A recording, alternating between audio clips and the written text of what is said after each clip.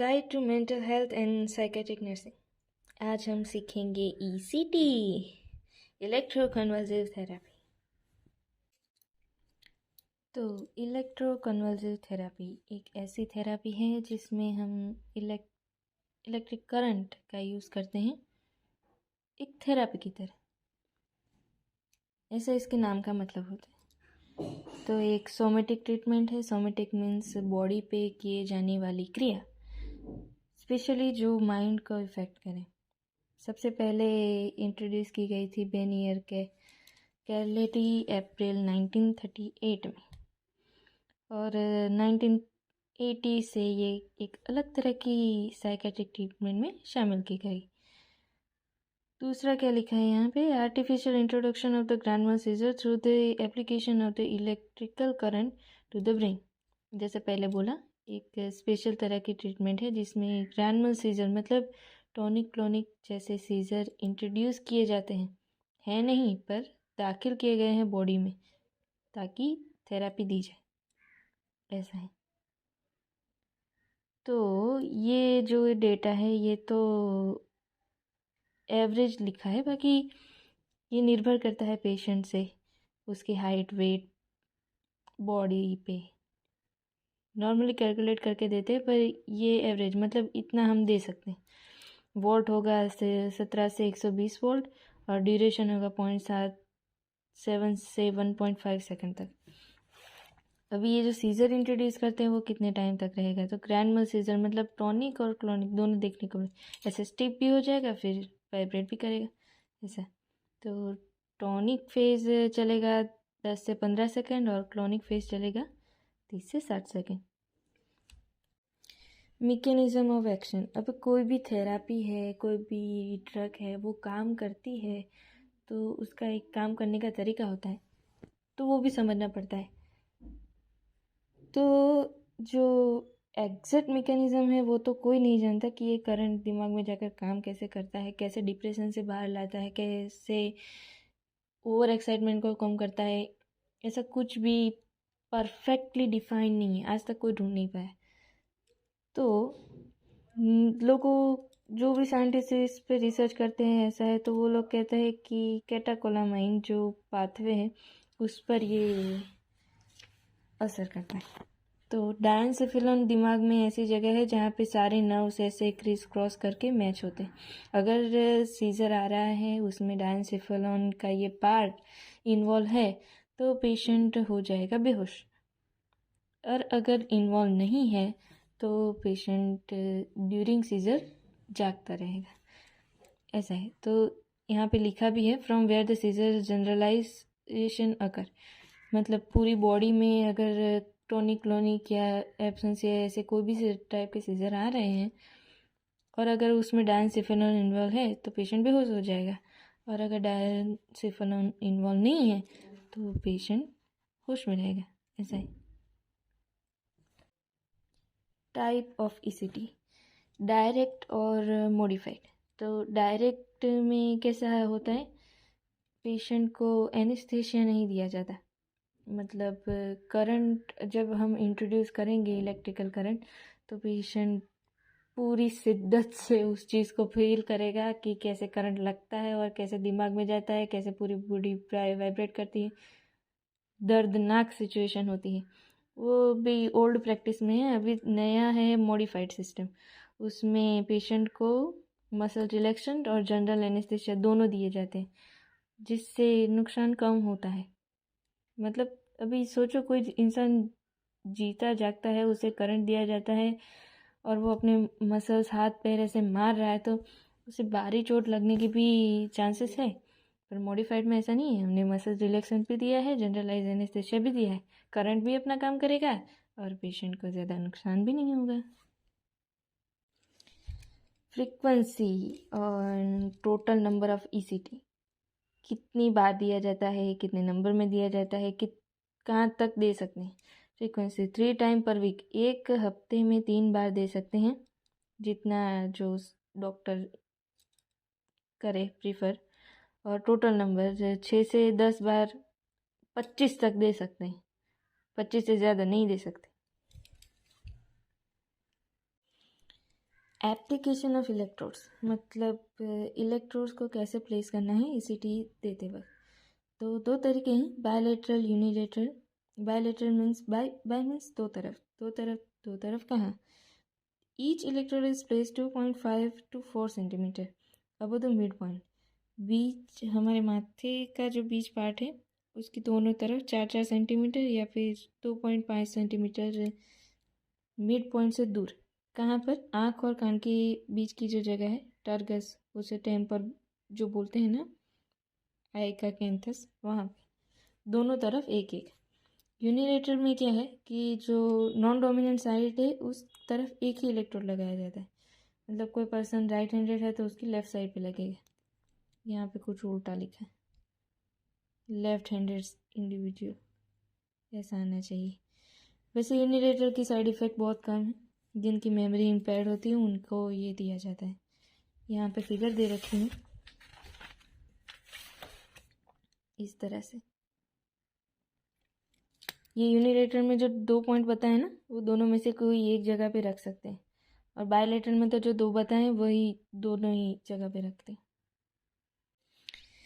Indications, किस किस को हम ईसीटी दे सकते हैं। तो मेजर डिप्रेशन वाले, सीवियर कैटाटोनिया वाले, फिर ऑर्गेनिक डिसऑर्डर वाले, मतलब कोई भी दूसरी बड़ी बीमारी है और उसकी वजह से वो डिप्रेशन में चले गए हों, प्रेगनेंसी हो और प्रेगनेंसी के बाद डिप्रेशन में चले गए हों, ऐसी ऐसी कंडीशंस हो कि कोई लव वन या लव ऑब्जेक्ट का लॉस हुआ हो और उसका बहुत ही बड़ा झटका लगा हो, पेशेंट मेलंकोली मीन्स दुखी दुखी रहता हो, ऐसे ऐसे कंडीशन में हम दे सकते हैं। दूसरा कब दे सकते हैं, मतलब ये सारी चीज़ें तो हम दवाइयों से भी ठीक कर सकते हैं। तो मान लो कि पेशेंट दवाई को अच्छे से रिस्पॉन्ड नहीं कर रहा है, दवाई उसके लिए कॉन्ट्रा इंडिकेशन में है और दवाई लेने से उसको कोई साइड इफ़ेक्ट आती है, तो ऐसे कंडीशन में हम ईसीटी दे सकते हैं। यही सब लिखा है यहाँ पे। सीवियर साइकोसिस हो, सुसाइडल टेंडेंसी हो, होमिसाइड हो, किसी और को भी फिजिकली नुकसान पहुंचाने की टेंडेंसी रखता हो पेशेंट, फिर ज़्यादातर दुखी रहता हो, ऑर्गेनिक मूड डिसऑर्डर हो, फिर कोई बड़ी बीमारी हो कार्डियक से रिलेटेड, या फिर प्रेग्नेंट लेडी जैसे पहले बताया, ऐसी सारी कंडीशन हो तो हम ईसीटी दे सकते हैं। कॉन्ट्रा इंडिकेशंस मतलब किस किस को नहीं दे सकते। तो एब्सोल्यूट में तो इंट्रा क्रेनियल प्रेशर, मतलब ये जो दिमाग होता है ना हमारा, उसके आसपास जो फ्लूइड होता है, सेरिब्रोस्पाइनल फ्लूइड, वो एक प्रेशर मेंटेन रखता है। अगर पेशेंट का ऑलरेडी वो प्रेशर बढ़ा हुआ है, ऐसी कंडीशन में हम नहीं दे सकते, क्योंकि इलेक्ट्रिकल करंट से ये फट सकता है, हेमरेज हो सकता है। तो जिसका आईसीपी ऑलरेडी बढ़ा हो उसको हम ईसीटी नहीं दे सकते। दूसरी कौन सी हो, तो सेरिब्रल एन्यूरिज्म हो, सेरिब्रल हेमरेज हो, ब्रेन ट्यूमर हो, एक्यूट मायोकार्डियल इन्फेक्शन हो, ये क्या एंड लाइन की सिचुएशन है। अब ये ऑलरेडी पेशेंट ज़्यादा ऐसे झटकों के करीब आएगा तो ये सारी चीज़ें बहुत ही ज़्यादा बड़ा डैमेज पहुंचा सकती हैं, तो ऐसी कंडीशन में हम पेशेंट को नहीं दे सकते। कंजेस्टिव हार्ट फेलियर हो, देखा, न्यूमोनिया हो, एर्टिक एन्यूरिज्म हो, फिर रेशनल डिटैचमेंट हो, ऐसी सारी चीज़ों में हम पेशेंट को ईसीटी नहीं देंगे। तो अभी क्या क्या कॉम्प्लिकेशंस हो सकती हैं अगर पेशेंट को ईसीटी दी जाए। वैसे यहाँ पे लिखा है कि life threatening complication of ECT are rate, मतलब ईसीटी देते वक्त अगर पेशेंट फिजिकली कंप्लीट है, हेल्दी है, तो उसको ज़्यादा कुछ नुकसान नहीं होगा, कोई बड़ा सा मेजर ब्रेन डैमेज भी नहीं होगा। अगर ये जो हमने कॉन्ट्रा इंडिकेशन देखा उसमें से कुछ नहीं है तो फिर पेशेंट को कुछ ज़्यादा नुकसान नहीं पहुंचाती ईसीटी। पर अगर कोई पेशेंट है जो काफ़ी बड़ी एज का है, तो चांसेस है कि उसकी हड्डियाँ कमज़ोर होगी। और अगर हमने एनेस्थेशिया नहीं दिया है, मसल्स रिलैक्सेशन जैसी ड्रग्स या ऐसा कुछ नहीं किया है, डायरेक्ट ईसीटी यूज़ कर रहे हैं, तो चांसेस है कि पेशेंट को फ्रैक्चर हो जाए या फिर कार्डियक की हिस्ट्री हो तो हार्ट अटैक आ सकता है। बाकी डिसरिथमिया ऐसी कंडीशन हो सकती है। बाकी पेशेंट जो हेल्दी है तो उससे ज़्यादा कुछ नुकसान नहीं पहुंचाती ईसीटी। साइड इफ़ेक्ट तो क्या साइड इफ़ेक्ट में क्या हो सकता है?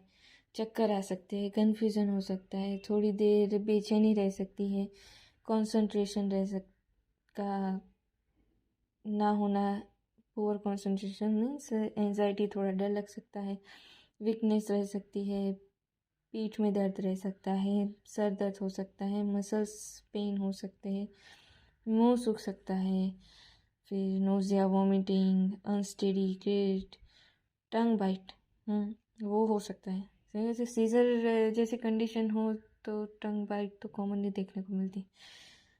याददाश्त थोड़ी देर के लिए चली जाती है ऐसे। अभी एक पेशेंट को मान लो ईसीटी देना है तो कौन कौन से लोग चाहिए हमें वहाँ पे मौजूद?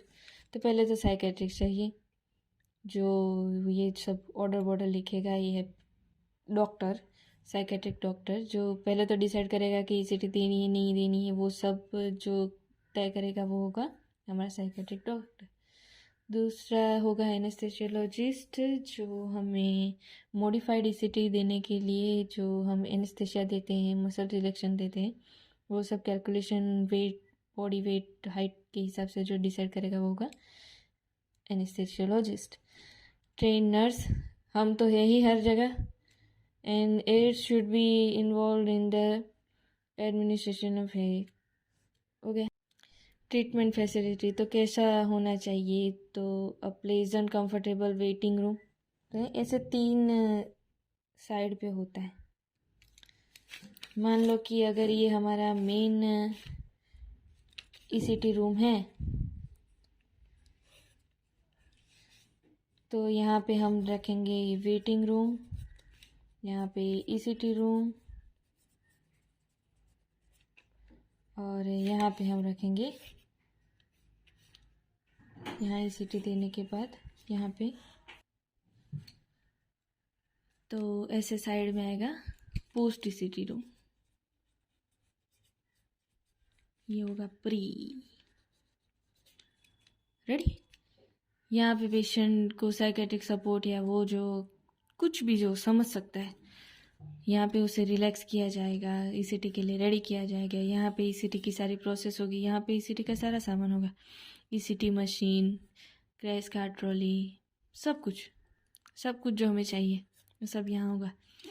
और पोस्ट ईसीटी मतलब जो हमने जनरल एनेस्थेशिया दिया है उससे रिकवर ना हो जाए तब तक, थोड़ा ओरिएंट ना हो जाए तब तक यहाँ पे हम उसे ऑब्जर्वेशन में रखेंगे। बस ये तीनों चीज़ ही यहाँ पे लिखी हैं। अभी हमने जो ईसीटी रूम जो बताया बीच वाला, ये वाला, उसमें कौन कौन सी चीज़ें चाहिए? तो क्या लिखा है हमारे यहाँ पे, equipped with ECT machine accessories, वो तो है ही, उसके बगैर ईसीटी कैसे देंगे?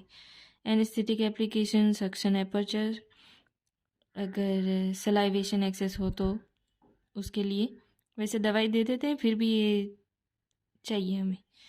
फेस मास्क चाहिए, ऑक्सीजन सिलेंडर पे, adjustable flow valve, curve tongue depressor, mouth gag, resuscitation apertures, emergency drugs, there should be immediate case in defibrillation, अगर हार्ट बीट बंद हो जाए तो डिफिब्रिलेटर भी चाहिए हमें, और वेल इक्विप्ड रिकवरी रूम मतलब पोस्ट ईसीटी रूम। अब ये सबसे ज़रूरी पॉइंट है, एज अ नर्स हमें क्या करना है, हमारा काम क्या है, वो यहाँ पे लिखे हैं पॉइंट। चलो देखते हैं क्या। प्री ट्रीटमेंट इवोल्यूशन मतलब ईसीटी देने के पहले क्या क्या क्या करना चाहिए? तो detail medication and psychiatric history including history of allergies, ठीक है, तो कि किसी चीज़ से एलर्जी है या पेशेंट की जो भी हिस्ट्री है सब कुछ छान मारो, सब कुछ लिख लो, कुछ छूटना नहीं चाहिए। पेशेंट मुमकिन है झूठ बोले तो उसके रिलेटिव से भी पूछो, सबसे पूछो, डेटा कलेक्ट करो, data data data. Assessment of patient and family knowledge of indication, side effects, therapeutic effects and risk associated with ECT. सब कुछ खुद भी जान लो, उनको भी बता दो कि ईसीटी करने से ये हो सकता है, सब कुछ बता दो, कुछ छुपाने की ज़रूरत नहीं। An informed consent should be taken, lay any unfounded fear and anxiety regarding the procedure। उनको अगर डर लग रहा है ईसीटी से या फिर कोई और चीज़ है जो उनको परेशान कर रही है तो वो सब सॉल्व आउट करो, सब कुछ क्लियर करो। कंसर्न ले लो पहले तो, कि अगर कुछ हो जाए तो हमारी जिम्मेदारी नहीं, ये लेना बहुत ज़रूरी है नर्सिंग में। हर चीज़ में पहले ही बता दो कि ये हो सकता है, हमने आपको बता दिया, कुछ हो तो अभी आपकी जिम्मेदारी। ऐसा assess the base line vital लेने, ठीक है। Patient should be empty stomach before 4 to 6 hours period of ECT. ECT के 4 से 6 घंटे पहले से ही उनको बुखार रखो। withhold night doses of drug which increase seizure threshold like diazepam, barbiturate, anticonvulsant। अभी देखो ईसीटी का पर्पस है कि हम पेशेंट को कन्वर्जन लाएंगे थेरेपी करने के लिए, तो अभी हम पहले से ही हम उसे बार्बिट्यूरेट और डाइजेपाम जैसी ड्रग्स एंटी कन्वर्जेंट देंगे तो ईसीटी का कोई मतलब नहीं है ना। तो 24 घंटे पहले से, मतलब 1 नाइट पहले से अगर दवाई चल रही है एंटी कन्वर्जन की तो वो बंद कर दो। With hold oral medication in the morning, बराबर, मॉर्निंग की मेडिकेशन नहीं देनी। हेड शैम्पूइंग, हाँ देखो बाल में तेल नहीं होना चाहिए क्योंकि तेल करंट को फ्लक्चुएट करता है, अच्छे से ईसीटी ट्रांसफ़र नहीं हो पाती, तो बाल साफ़ होने चाहिए, तेल जेल ऐसा कुछ नहीं होना चाहिए। अभी उन्होंने कोई दांत जड़वा पहना हो नकली, डेंचर, कोई ज्वेलरी पहनी हो उंगलियों में, पैरों में, पायल, ऐसे ही घड़िया, बेल्ट, सब कुछ निकाल दो, वो सब पहनने की कोई ज़रूरत नहीं। फिर empty the bladder and bowel before ECT, वो भी रेडी है, ठीक है। फिर administration of 0.6 mg atropine intramuscular, और अगर आप सब किटनेस दे रहे हो तो 30 मिनट पहले दे दो before ECT, IV just before ECT. और इंट्रावीनस दे रहे हो तो ईसीटी के पहले दो, ठीक है। एट्रोपिन क्यों देते हैं? एट्रोपिन देते हैं जिससे सिक्रेशन कम हो, सिक्रेशन कम होगा तो पेशेंट एस्पिरेट नहीं कर जाएगा। इंट्रा प्रोसीजर मतलब ड्यूरिंग जब ईसीटी ट्रांसफ़र कर रहे हो तब हमारा रोल क्या है? Place the patient comfortably, patient को अच्छे से सुलाओ, कोई डिस्कम्फर्ट नहीं होना चाहिए, सुपाइन पोजीशन, सीधा सुलाना है। Stay with the patient to allay the anxiety and fear, मतलब उन्हें डर लग रहा हो, कोई घबराहट हो तो पेशेंट के साथ रहो, साइकोलॉजिकल सपोर्ट देना है। Assist the administration the anaesthetic agents, जैसे थियोपेंटाल सोडियम देते हैं सेडेशन के लिए, पेशेंट सो जाए, एज एनेस्थेटिक ड्रग हम वो देते हैं 3 to 5 mg पर बॉडी वेट। और मसल रिलैक्सेंट हम सक्सिलाइन कोलाइन देते हैं 1 mg पर body weight. Since the muscle relaxant paralyze all muscles including respiratory muscle, patient airway should be ensured and ventilatory support should be started। ये काम करता है एनेस्थेटिक डॉक्टर, हमें बस डॉक्टर को असिस्ट करना है। माउथ केक लगाना है, फिर माउथ केक जिससे पेशेंट टंग बाइट ना करे जब ग्रैंड mal सीजर आएंगे तब। प्लेस द इलेक्ट्रोड्स को प्लेस करना है, कार्डियक एक्टिविटी जो चेक करते हैं उसके लिए। फिर ईसीटी जो डॉक्टर ट्रांसफ़र करेंगे मॉनिटर सीजर एक्टिविटी यूजिंग कफ मेथड। अभी ये क्या है, क्या कफ मेथड? तो क्या है, किसी भी एक पैर में कफ बांधते हैं। कफ इसलिए बांधते हैं क्योंकि हमने जो सक्सेना कोलाइन दिया है उससे तो मसल्स रिलैक्स हो जाएंगे। तो जब हम ईसीटी ट्रांसफ़र करेंगे तो पता कैसे चलेगा कि सीजर आया कि नहीं आया? सही है ना? तो कफ बांधने से क्या होगा, कफ के नीचे के हिस्से में, मतलब पैर में बांधा है तो वहाँ पे दवाई नहीं जाएगी। दवाई नहीं जाएगी तो उसकी असर नहीं होगी। असर नहीं होगी तो सीजर जब ईसीटी ट्रांसफ़र करेंगे तो वो पैर मूवमेंट दिखाएगा। तब हमें पता चलेगा कि जो हमने थेरापी दी है वो कम्प्लीटली ट्रांसफ़र हुई है। फिर हमें ऑक्सीजन सप्लाई देना है ड्यूरिंग सीजर मॉनिटर। वाइटल जो ECG, oxygen saturation, EEG, electroencephalogram सब कुछ हमें रिकॉर्ड करना है। अच्छे से रिकॉर्ड हो वो भी ध्यान रखना है, रिकॉर्ड भी करना है। Finding and medication given in the patient charting करनी है। ईसीटी प्रोसीजर ख़त्म होने के बाद हमें क्या करना है? पोस्ट प्रोसीजर केयर क्या है? मॉनिटर वाइटल्स देखते हैं। Oxygen till spontaneous respiration start. अच्छे से नॉर्मली खुद से ऑक्सीजन लेना, रेस्पिरेशन स्टार्ट ना करे वो कर दे, वो देखना है। Assess for the post ictal confusion, epilepsy या सीजर के ख़त्म होने के बाद जो कन्फ्यूज़न होता है, थोड़ी बेचैनी रहती है, उसको हमें कम करने की कोशिश करनी है।